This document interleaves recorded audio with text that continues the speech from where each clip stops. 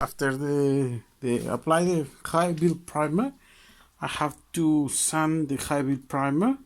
Now the high build primer is properly flat, really flat. And then after the sanding, naturally there are some parts that where the borders with the sanding process you leave out all the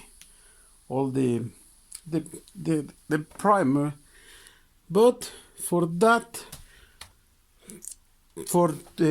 filling those things, I'm using this product that is called spray body filler with primer, ideal for nicks, scratches and minor dents. Super fine filler, easy to sand. Then I'm gonna leave that this gonna be dry, and then tomorrow there will be the last sanding with a really small grate, and then after that I will apply the paint, the color for the BMW.